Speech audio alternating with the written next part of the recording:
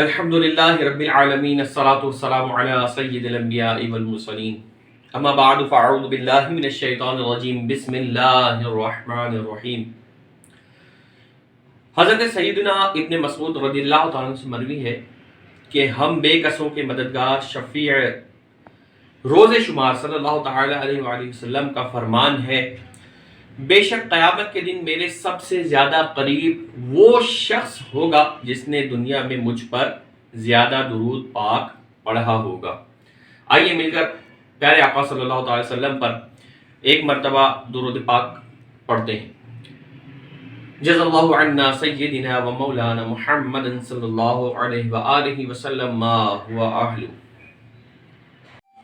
آج اس طرح سے میرا آپ کے سامنے آنے کا مقصد یہ ہے کہ آج اس شخص کا تعارف میں پیش کروانا چاہتا ہوں کہ جس نے پوری دنیا میں کم و بیش تقریباً 200 ممالک میں اپنے آپ کو منوایا۔ یہ ایک چھوٹی بات نہیں بلکہ بہت بڑی بات ہے، کیونکہ آج اس شخصیت کی پیدائش کا دن ہے اور الحمدللہ تمام اہل سنت و جماعت سب ہی مل کر اس خوشی کو پرمسرت طریقے سے منا رہے ہیں۔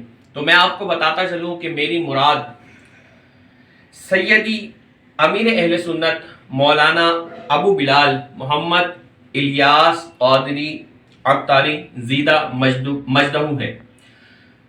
ان کے نام و نسب کے بارے میں ہم جانتے ہیں کہ ان کا نام اور نسب کیا ہے۔ امیر اہل سنت مولانا الیاس عطار قادری دامت برکاتہ عالیہ کی ولادت 26 رمضان المبارک 1359 بمطابق 12 جولائی 1950 بروز بدھ کراچی کے علاقے کھارا در میں ہوئی۔ آپ کا اسم گرامی محمد اور عرفی نام الیاس ہے۔ آپ کی کنیت ابو بلال اور تخلص عطار ہے۔ آپ کا تعلق میمن برادری سے ہے۔ بیت و خلافت امیر اہل سنت کو سلسلہ عالیہ قادریہ رضویہ میں بیعت ہیں۔ آپ کے پیر صاحب کا نام سیدی قطب مدینہ مولانا ضیاء الدین مدنی علیہ الرحمہ ہے، جن کا مزار الحمدللہ مدینہ المنورہ میں جنت البقیع میں ہے۔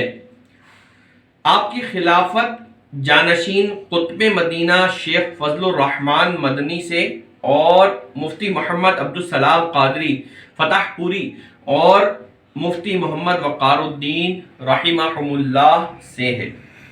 عطار کہلانے کی وجہ، یہ ایک بہت انٹرسٹنگ بات ہے کہ امیر اہل سنت عطار، جتنے بھی ان سے وابستگان لوگ ہیں ان کو عطاری کہا جاتا ہے۔ تو میں آج آپ کو بتاتا ہوں کہ امیر اہل سنت مولانا الیاس قادری صاحب کو عطار کیوں کہا جاتا ہے، اور لوگ جتنے بھی ان کی مریدین ہیں وہ تمام مریدین اپنے نام کے آگے عطاری کیوں لگاتے ہیں۔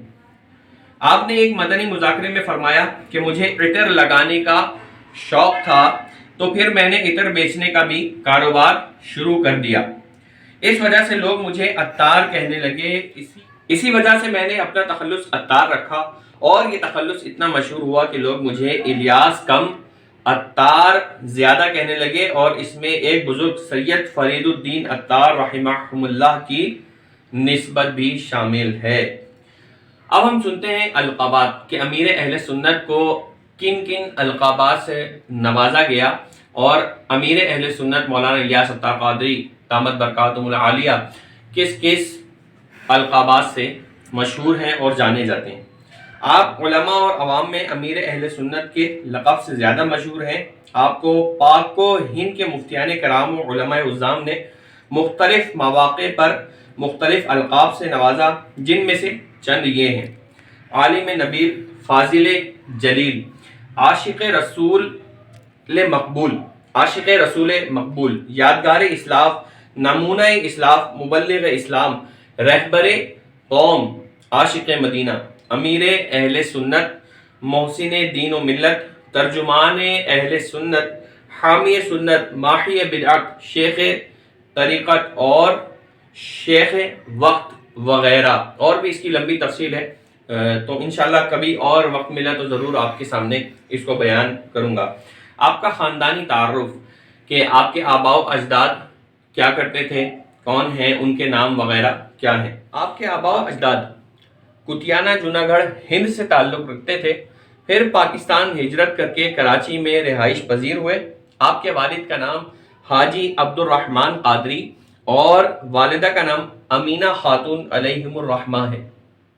آپ کے دادا کا نام عبد الرحیم رحمہم اللہ، نانا کا نام حاجی محمد ہاشم اور نانی کا نام حلیمہ خاتون تھا۔ آپ کے والد صاحب 14 ذی الحج بمطابق 1370 ہجری میں حج کے دوران گرم لو لگنے سے وصال فرما گئے۔ آپ کے ایک بھائی تھے عبد الغنی جو کہ آپ سے بڑے تھے، ان کا حیدرآباد ٹرین حادثے میں انتقال ہوا تھا۔ آپ کے بھائی کے انتقال کے کچھ عرصے بعد والدہ کا بھی انتقال ہو گیا۔ اللہ تعالیٰ کی آپ کے تمام آباء و اجداد پر رحمت ہو اور ان کے صدقے ہماری مغفرت ہو۔ اور آپ کی 2 بہنیں ہیں، 2 بیٹے اور 1 بیٹی ہے۔ اخلاق و آداب جس کی وجہ سے آج امیر اہل سنت پوری دنیا میں جانے جاتے ہیں، پہچانے جاتے ہیں، یہی اخلاق اور آداب ان کی شہرت کی وجہ بنے، نہ صرف وجہ بنے بلکہ ہر ایک نے ان کو اس بات پر مانا، سمجھا کہ امیر اہل سنت کے آداب و اخلاق اس قدر اعلیٰ اور عرفہ ہیں کہ جیسے ہمارے پیارے آقا حضرت محمد مصطفیٰ صلی اللہ تعالی علیہ وسلم نے فرمایا ہے کہ انسان کے اخلاق کیسے ہونے چاہیے، وہی آپ اپنے آپ پر لاگو کرتے ہیں اور انہی کو اپنا شعار آپ نے بنایا۔ تو سنتے ہیں کہ آپ کے اخلاق کیسے ہیں۔ آپ بچپن سے اعلیٰ اوصاف کے مالک تھے۔ آپ کی سادہ طبیعت بچپن سے ہے اور ہمیشہ خوش اخلاقی سے پیش آنے والے تھے۔ اگر کوئی ڈانٹ بھی دیتا تو جوابی کارروائی کے بجائے خاموشی اختیار کرتے ہوئے صبر کا دامن تھامے رہتے۔ شروع ہی سے شریعت پر سختی سے کاربند تھے۔ آپ فرماتے ہیں کہ مجھے الحمدللہ بچپن سے تہجد کا شوق ہے۔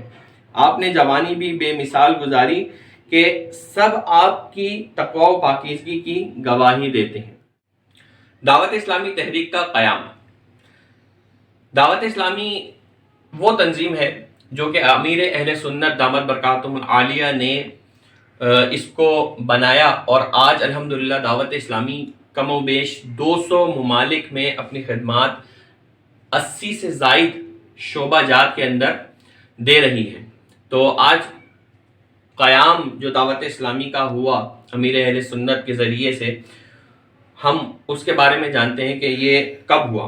آپ نے اس مدنی مقصد مجھے اپنی اور ساری دنیا کے لوگوں کی اصلاح کی کوشش کرنی ہے کے تحت سنتوں بھری مدنی تحریک دعوت اسلامی کی بنیاد 1401 ہجری بمطابق 1981 چند رفقا کے ساتھ رکھی، اور پھر دیکھتے ہی دیکھتے یہ تحریک دنیا کے کم و بیش 200 ممالک میں پھیل چکی ہے، اور اس تحریک نے ہر سمت سنتوں کے ڈنکے بجا دیے ہیں۔ اس تحریک نے سینکڑوں جامعات اور ہزاروں مدارس بنائے، ہزاروں علماء و حفاظ بنائے اور لاکھوں لوگوں کو راہ راست پر لا کھڑا کیا۔ 2008 میں خالص اسلامی چینل مدنی چینل شروع کیا، جسے دیکھ کر کئی غیر مسلموں نے کلمہ پڑھا اور ہزاروں بھٹکے ہوئوں کو راہ دکھائی۔ ہر لحاظ سے دین متین کی خدمت میں مصروف ہے۔ حضرت مولانا الیاس ستار قادری دامت برکاتہم العالیہ کے تاریخی کارناموں پر ایک نظر ڈالتے ہیں۔ سید امیر اہل سنت نباز وقت ہیں۔ آپ نے ہر فتنے کا سد باب فرمایا۔ آپ نے ہر محاذ پر باطل قوتوں کا ڈٹ کر مقابلہ کیا اور ہمیشہ دفاع اہل سنت کی سعی فرمائی۔ مدارس، جامعات، مدنی چینل، کتب لکھ کر قریہ قریہ نیکی کی دعوت کے لیے مدنی قافلے، مریدوں کو علم دین کی رغبت دینے کے لیے ہر ہفتے رسالہ عطا کرنا، ہر ہفتے علم دین سے بھرپور مدنی مذاکرہ فرمانا، اور جب اہل بیت کی آڑ میں صحابہ کے خلاف بولنے کی جسارت کی گئی تو آپ نے آگے بڑھ کر ہر صحابی نبی جنتی جنتی کا نعرہ لگا کر باطل قوتوں کے تابوت میں آخری کیل ٹھونک دی اور فیضان مشکل کشا و فیضان امیر معاویہ مساجد بنا کر جواب دیا۔ جب گستاخانہ خاکے بننے لگے تو حسن و جمال مصطفیٰ مساجد بنا کر جواب دیا۔ مادہ پرستی کے دور میں لاکھوں افراد کو مغرب کی تہذیب اپنانے کے بجائے سرکار صلی اللہ علیہ وسلم کی سنتوں پر کاربند بنا دیا۔ اللہ تعالیٰ میرے مرشد کو صحت و عافیت والی طویل زندگی عطا فرمائے، آمین۔ امید کرتا ہوں کہ یقیناً آپ کے لیے یہ انفارمیشن نئی ہوگی، اس میں کچھ نہ کچھ انشاءاللہ آپ کے لیے نیا ہوگا جو کہ میں نے آپ کو ابھی بتایا، اور آئندہ بھی انشاءاللہ آپ کے پاس کچھ نہ کچھ اس طرح کی ویڈیوز لے کر حاضر ہوتا رہوں گا۔ آپ اس کو مکمل دیکھیں اور جتنا ہو سکے اس کو دوسروں تک پہنچائیں کہ نیکی کی بات کا پہنچانا، اور جو شخص اس قابل ہو کہ اس کی تعریف کی جائے تو اس کو دوسروں تک پہنچانا چاہیے، کیونکہ وہ تعریف کے قابل ہے۔ السلام علیکم ورحمۃ اللہ وبرکاتہ۔